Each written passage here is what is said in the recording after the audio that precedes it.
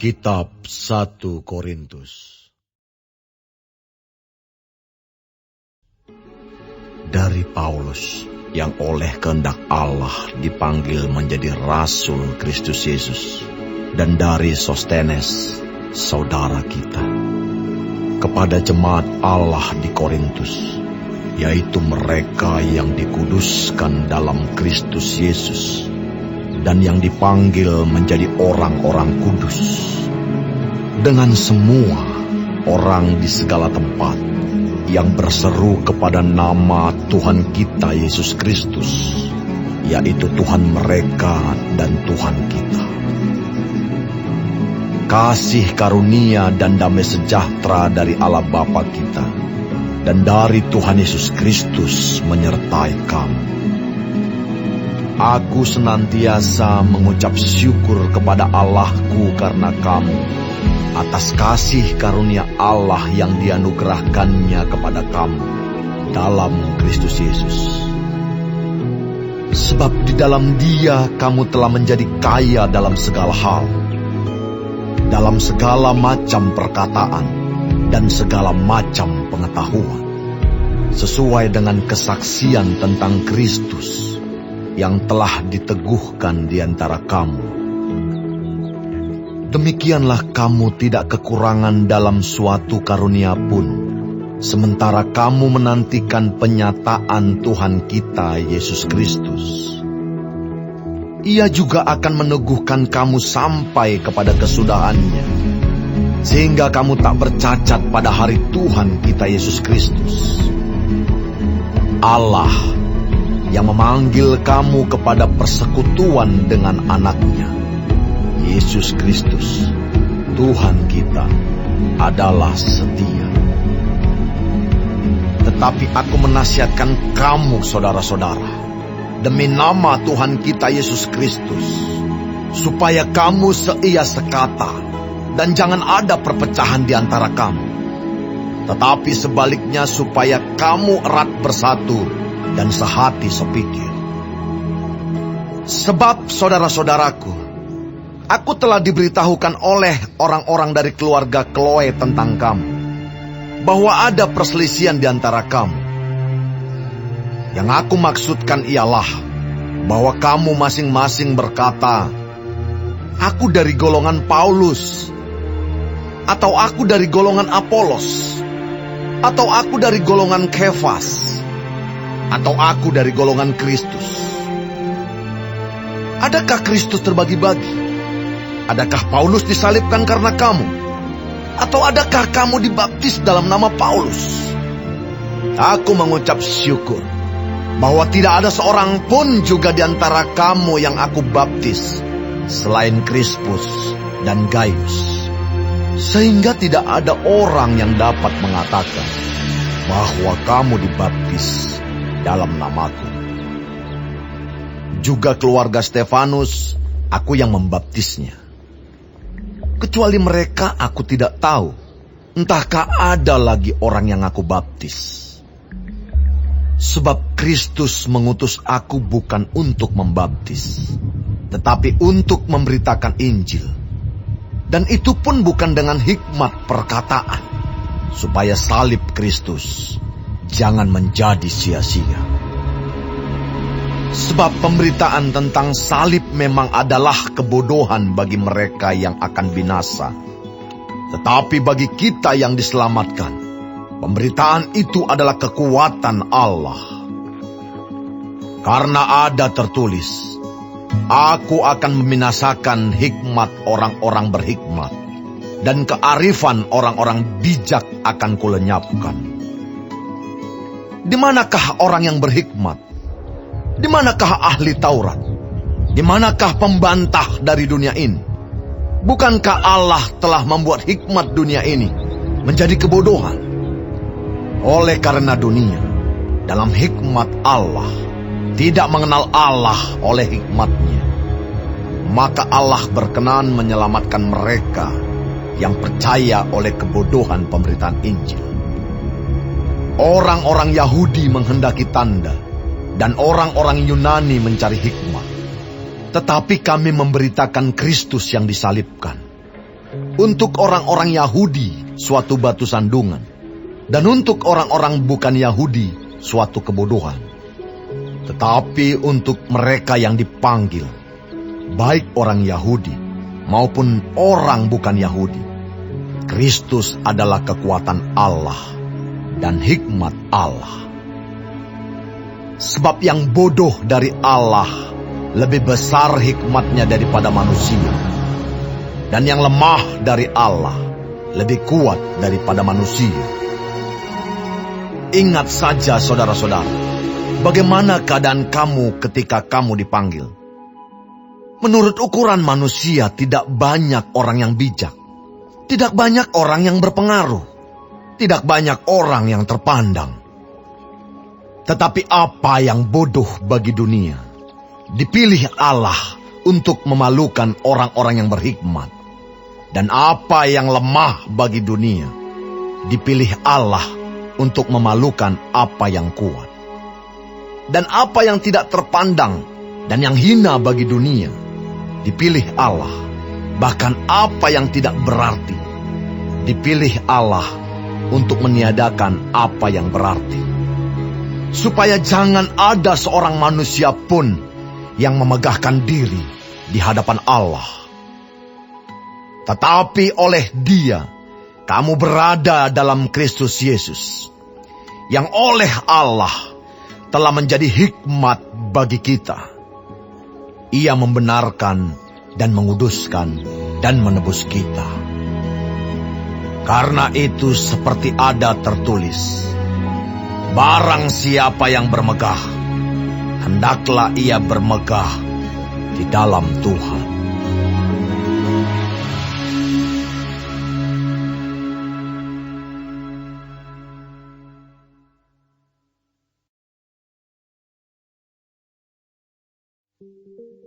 Demikianlah pula, ketika aku datang kepadamu, saudara-saudara, aku tidak datang dengan kata-kata yang indah atau dengan hikmat untuk menyampaikan kesaksian Allah kepada kamu. Sebab aku telah memutuskan untuk tidak mengetahui apa-apa di antara kamu selain Yesus Kristus, yaitu Dia yang disalibkan. Aku juga telah datang kepadamu dalam kelemahan dan dengan sangat takut dan gentar. Baik perkataanku maupun pemberitaanku tidak kusampaikan dengan kata-kata hikmat yang meyakinkan, tetapi dengan keyakinan akan kekuatan roh, supaya iman kamu jangan bergantung pada hikmat manusia, tetapi pada kekuatan Allah.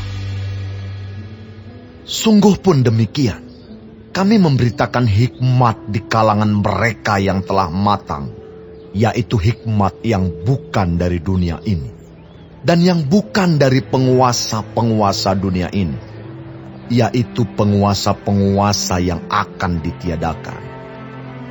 Tetapi yang kami beritakan ialah hikmat Allah yang tersembunyi dan rahasia, yang sebelum dunia dijadikan, telah disediakan Allah bagi kemuliaan kita.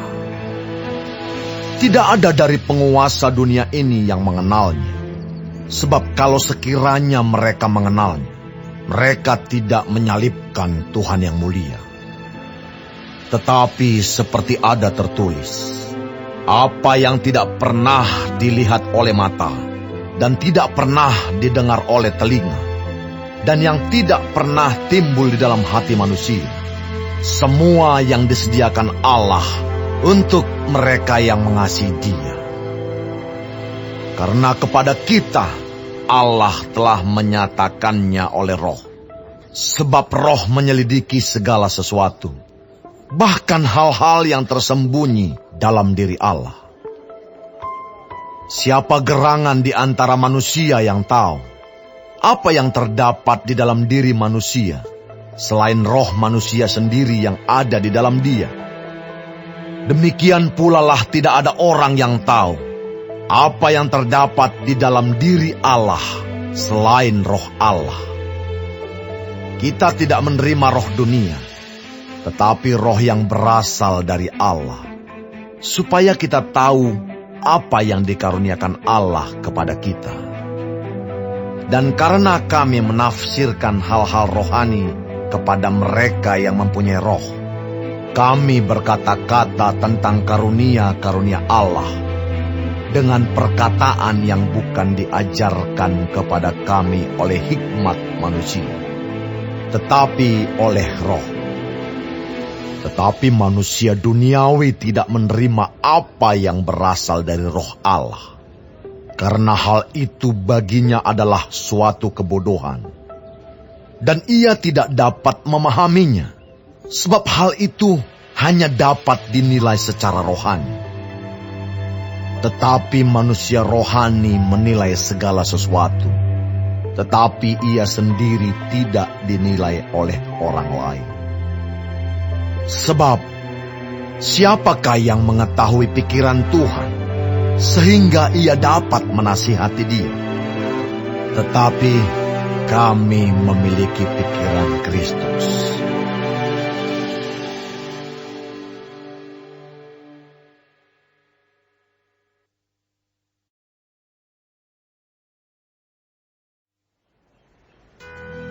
Dan aku, saudara-saudara, pada waktu itu tidak dapat berbicara dengan kamu seperti dengan manusia rohani, tetapi hanya dengan manusia duniawi yang belum dewasa dalam Kristus. Susulah yang kuberikan kepadamu, bukanlah makanan keras, sebab kamu belum dapat menerimanya. Dan sekarang pun kamu belum dapat menerimanya, karena kamu masih manusia duniawi.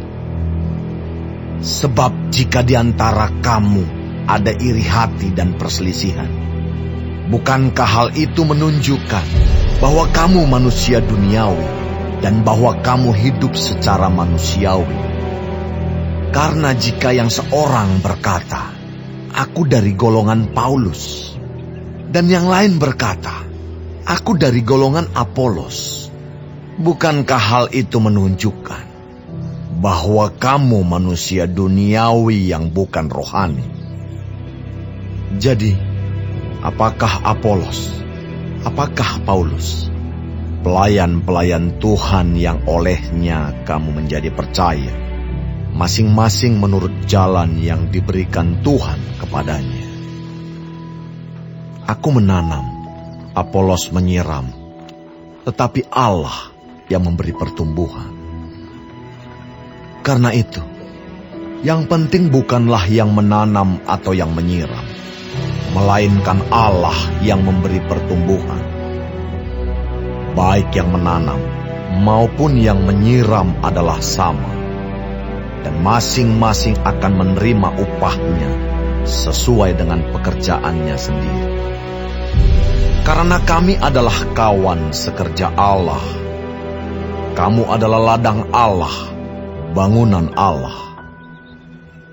Sesuai dengan kasih karunia Allah yang dianugerahkan kepadaku, aku sebagai seorang ahli bangunan yang cakap telah meletakkan dasar, dan orang lain membangun terus di atasnya. Tetapi tiap-tiap orang harus memperhatikan bagaimana ia harus membangun di atasnya. Karena tidak ada seorang pun yang dapat meletakkan dasar lain daripada dasar yang telah diletakkan, yaitu Yesus Kristus. Entahkah orang membangun di atas dasar ini dengan emas, perak, batu permata, kayu, rumput kering atau jerami. Sekali kelak, pekerjaan masing-masing orang akan nampak. Karena hari Tuhan akan menyatakannya, sebab ia akan nampak dengan api, dan bagaimana pekerjaan masing-masing orang akan diuji oleh api itu. Jika pekerjaan yang dibangun seseorang tahan uji, ia akan mendapat upah. Jika pekerjaannya terbakar, ia akan menderita kerugian, tetapi ia sendiri akan diselamatkan, tetapi seperti dari dalam api. Tidak tahukah kamu bahwa kamu adalah bait Allah, dan bahwa Roh Allah diam di dalam kamu?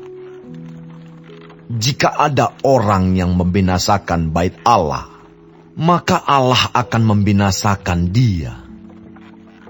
Sebab bait Allah adalah kudus, dan bait Allah itu ialah kamu. Janganlah ada orang yang menipu dirinya sendiri. Jika ada di antara kamu yang menyangka dirinya berhikmat menurut dunia ini, biarlah ia menjadi bodoh, supaya ia berhikmat. Karena hikmat dunia ini adalah kebodohan bagi Allah. Sebab ada tertulis, ia yang menangkap orang berhikmat dalam kecerdikannya.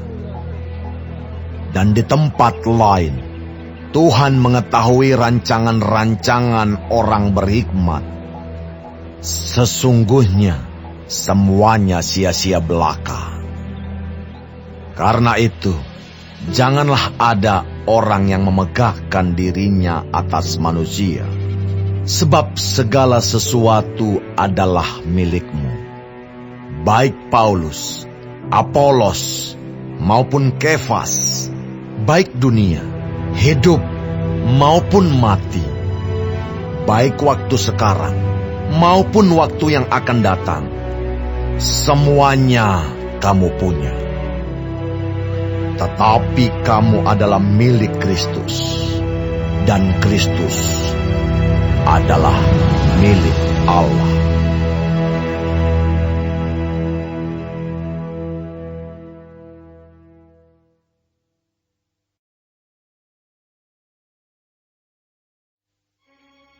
Demikianlah hendaknya orang memandang kami, sebagai hamba-hamba Kristus, yang kepadanya dipercayakan rahasia Allah, yang akhirnya dituntut dari pelayan-pelayan yang demikian ialah bahwa mereka ternyata dapat dipercayai.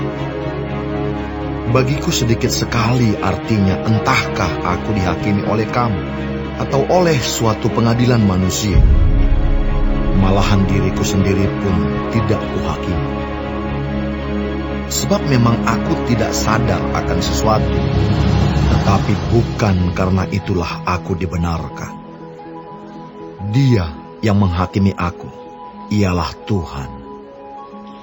Karena itu, janganlah menghakimi sebelum waktunya, yaitu sebelum Tuhan datang.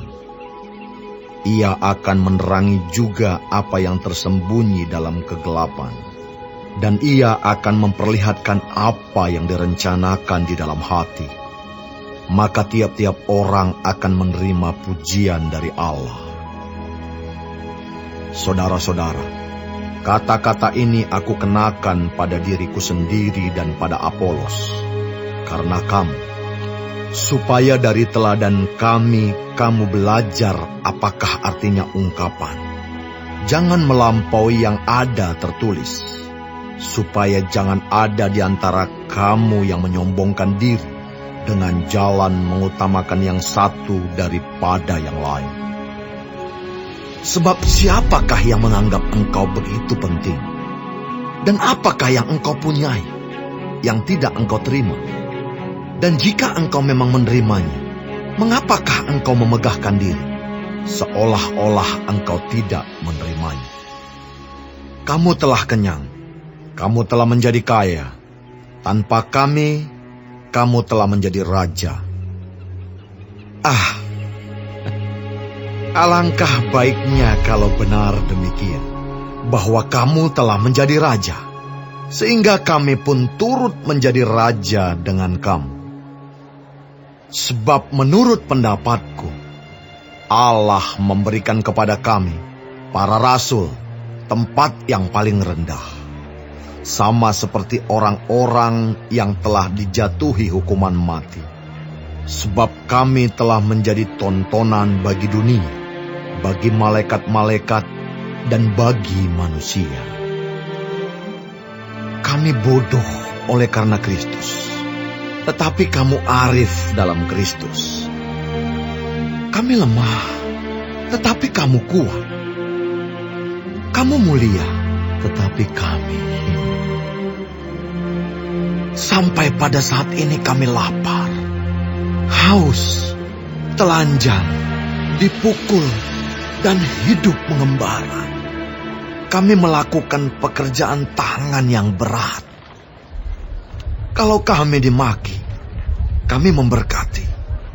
Kalau kami dianiaya, kami sabar. Kalau kami difitnah, kami tetap menjawab dengan ramah.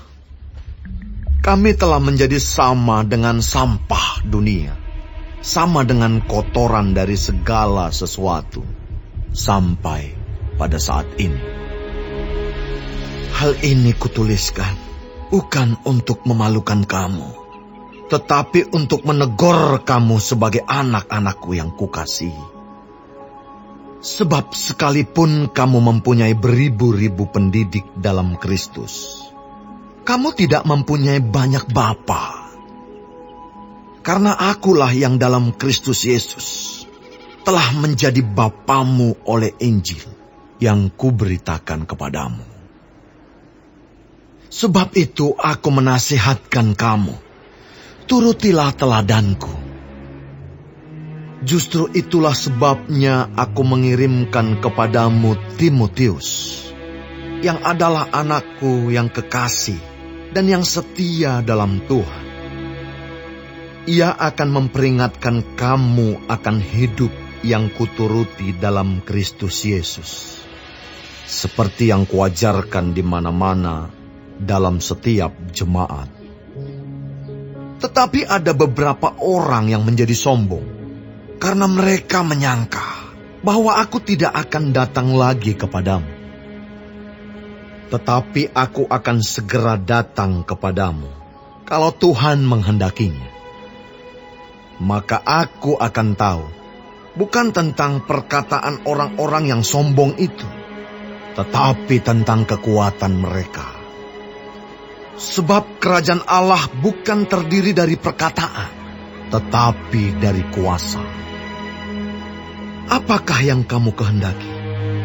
Haruskah aku datang kepadamu dengan cambuk, atau dengan kasih, dan dengan hati yang lemah lembut?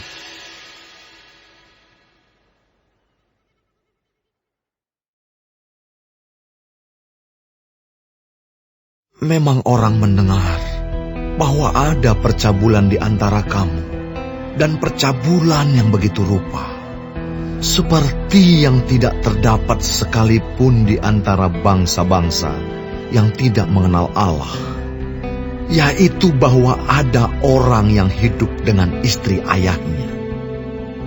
Sekalipun demikian kamu sombong, tidakkah lebih patut kamu berduka cita dan menjauhkan orang yang melakukan hal itu dari tengah-tengah kamu? Sebab aku, sekalipun secara badani tidak hadir, tetapi secara rohani hadir. Aku, sama seperti aku hadir, telah menjatuhkan hukuman atas dia yang telah melakukan hal yang semacam itu. Bila mana kita berkumpul dalam roh, kamu bersama-sama dengan aku, dengan kuasa Yesus, Tuhan kita. Orang itu harus kita serahkan dalam nama Tuhan Yesus kepada iblis, sehingga binasa tubuhnya, agar rohnya diselamatkan pada hari Tuhan. Kemegahanmu tidak baik. Tidak tahukah kamu bahwa sedikit ragi mengkamiri seluruh adonan? Buanglah ragi yang lama itu, supaya kamu menjadi adonan yang baru.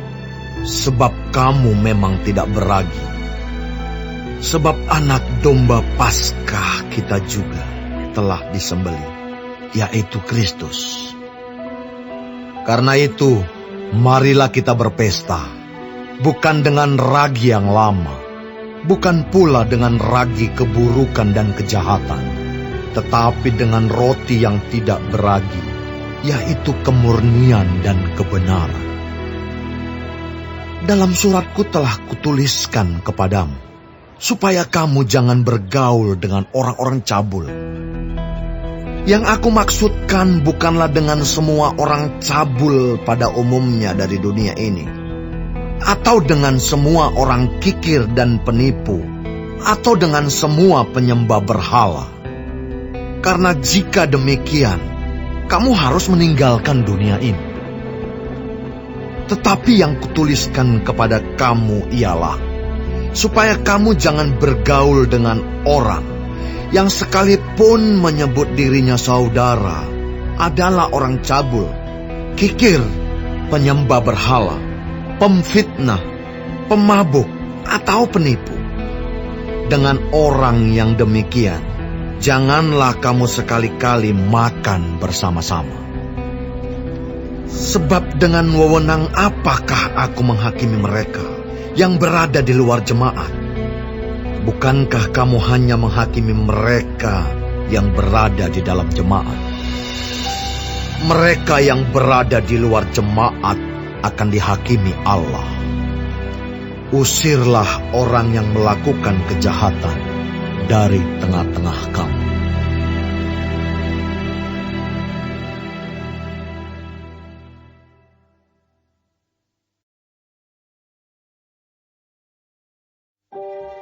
Apakah ada seorang di antara kamu yang jika berselisih dengan orang lain, berani mencari keadilan pada orang-orang yang tidak benar, dan bukan pada orang-orang kudus?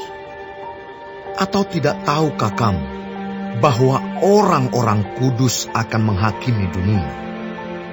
Dan jika penghakiman dunia berada dalam tangan kamu, tidakkah kamu sanggup untuk mengurus perkara-perkara yang tidak berarti? Tidak tahukah kamu bahwa kita akan menghakimi malaikat-malaikat? Jadi apalagi perkara-perkara biasa dalam hidup kita sehari-hari. Sekalipun demikian, jika kamu harus mengurus perkara-perkara biasa, kamu menyerahkan urusan itu kepada mereka yang tidak berarti dalam jemaat. Hal ini kukatakan untuk memalukan kamu. Tidak adakah seorang di antara kamu yang berhikmat, yang dapat mengurus perkara-perkara dari saudara-saudaranya? Adakah saudara yang satu mencari keadilan terhadap saudara yang lain, dan justru pada orang-orang yang tidak percaya? Adanya saja perkara di antara kamu yang seorang terhadap yang lain telah merupakan kekalahan bagi kamu. Mengapa kamu tidak lebih suka menderita ketidakadilan? Mengapakah kamu tidak lebih suka dirugikan? Tetapi kamu sendiri melakukan ketidakadilan, dan kamu sendiri mendatangkan kerugian. Dan hal itu kamu buat terhadap saudara-saudaramu. Atau tidak tahukah kamu bahwa orang-orang yang tidak adil tidak akan mendapat bagian dalam kerajaan Allah? Janganlah sesat. Orang cabul, penyembah berhala, orang berzina, banci, orang pemburit, pencuri, orang kikir, pemabuk, pemfitnah, dan penipu tidak akan mendapat bagian dalam kerajaan Allah. Dan beberapa orang di antara kamu demikianlah dahulu. Tetapi kamu telah memberi dirimu disucikan. Kamu telah dikuduskan. Kamu telah dibenarkan dalam nama Tuhan Yesus Kristus dan dalam roh Allah kita. Segala sesuatu halal bagiku, tetapi bukan semuanya berguna. Segala sesuatu halal bagiku, tetapi aku tidak membiarkan diriku diperhamba oleh suatu apapun. Makanan adalah untuk perut, dan perut untuk makanan. Tetapi kedua-duanya akan dibinasakan Allah. Tetapi tubuh bukanlah untuk percabulan, melainkan untuk Tuhan, dan Tuhan untuk tubuh. Allah yang membangkitkan Tuhan akan membangkitkan kita juga oleh kuasanya. Tidak tahukah kamu bahwa tubuhmu adalah anggota Kristus? Akan kuambilkah anggota Kristus untuk menyerahkannya kepada percabulan? Sekali-kali tidak. Atau tidak tahukah kamu bahwa siapa yang mengikatkan dirinya pada perempuan cabul menjadi satu tubuh dengan dia? Sebab demikianlah kata Nas, keduanya akan menjadi satu daging. Tetapi siapa yang mengikatkan dirinya pada Tuhan menjadi satu roh dengan dia. Jauhkanlah dirimu dari percabulan. Setiap dosa lain yang dilakukan manusia terjadi di luar dirinya. Tetapi orang yang melakukan percabulan berdosa terhadap dirinya sendiri. Atau tidak tahukah kamu bahwa tubuhmu adalah bait Roh Kudus yang diam di dalam kamu, Roh Kudus yang kamu peroleh dari Allah, dan bahwa kamu bukan milik kamu sendiri? Sebab kamu telah dibeli dan harganya telah lunas dibayar. Karena itu, muliakanlah Allah dengan tubuhmu.